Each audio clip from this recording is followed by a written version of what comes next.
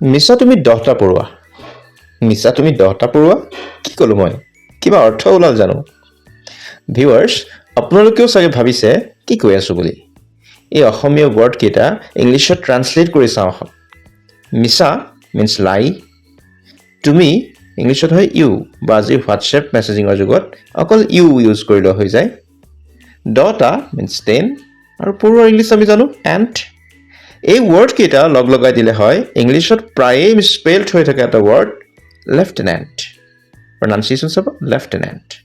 গতিকে স্পেলিংটো মনত ৰখাৰ এটা টিপ দি দিলোঁ আজি মূলতঃ ফ্ৰেঞ্চ লেংগুৱেজৰ পৰা অহা এই ৱৰ্ডটোক ব্ৰিটিছ ইংলিছত পঢ়া হয় লেফটেনেণ্ট বুলি কিন্তু আমেৰিকান ইংলিছত ইয়াক পঢ়া হয় লুটেনেণ্ট বুলি ফ্ৰেঞ্চ লেংগুৱেজত ইয়াৰ মিনিং হৈছে one who tax the place of another মানে আনৰ ঠাই লোৱা মানুহ এজন গতিকে লিটাৰেল মিনিং হিচাপে ই বুজায় কোনো বিশেষ ব্যক্তিৰ ঠাই লোৱা মানুহজন আজিৰ যুগত ই মেইনলি মিলিটাৰী ক্ষেত্ৰত ইউজ হয় কেপ্টেইনক এছিষ্ট কৰা অফিচাৰজনক বুজাবৰ বাবে for example the lieutenant gave the orders to the soldiers Indian আৰ্মিত এই যে NDA পাছ কৰি পেলাই যে অফিচাৰ হয় প্ৰথম যি কমিশ্যন ৰেংক হয় সেই কমিশ্যন ৰেংকটোক লেফটেনেণ্ট বুলি কোৱা হয়